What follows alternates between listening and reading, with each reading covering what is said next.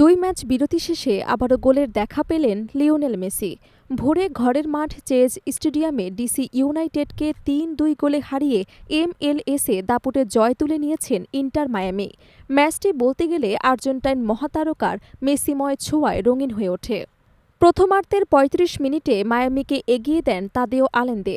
নিজেদের অর্থ থেকে মেসির দুর্দান্ত লং পাস ধরে ডি বক্সে ঢুকে বল জালে জড়ান এই মিডফিল্ডার। এটি তার মৌসুমের অষ্টম গোল, আর মেসির হয়ে এমএলএসে ১২তম অ্যাসিস্ট।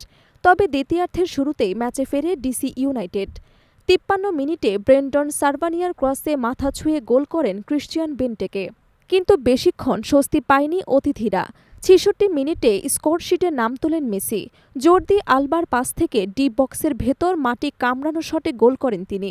ম্যাচের ৮৫ মিনিটে আসে আর্জেন্টাইন মহাতারকার দ্বিতীয় গোল। এবার সার্জিও বুস্কেটসের পাস হয়ে বক্সের মাথা থেকে আলতো বাঁ পাশের শটে লক্ষ্য ভেদ করেন মেসি। এই গোল দিয়ে চলতি মৌসুমে তার গোল সংখ্যা দাঁড়ায় ২২। গোল্ডেন বুট দৌড়ে বর্তমানে ন্যাশভিলের শ্যাম শারিজের পরেই অবস্থান করছেন তিনি। ইনজুরি টাইমে জ্যাকব মারিলের গোলে ব্যবধান কমায় ডিসি ইউনাইটেড। তবে শেষ পর্যন্ত ৩-২ গোলের জয়ে পূর্ণ ৩ পয়েন্ট নিয়েই মাঠ ছাড়েন মায়ামি। ম্যাচে ৬৩% বল দখলে রাখে হাবিয়ার মাসচেরানোর দল। তাদের ১৭ শটের মধ্যে ৭টি লক্ষ্য ছিল।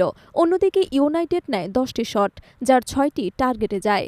দুই দলের গোলরক্ষক মায়ামির ওস্কার উস্তারি এবং ইউনাইটেডের লুইস বারাজা সমান ৪টি করে সেভ করেন। এই জয়ের ফলে এমএলএসের ইস্টার্ন কনফারেন্সে পঞ্চম স্থানে উঠে এসেছে ইন্টার মায়ামি। ২৮ ম্যাচে তাদের সংগ্রহ ১২ পয়েন্ট।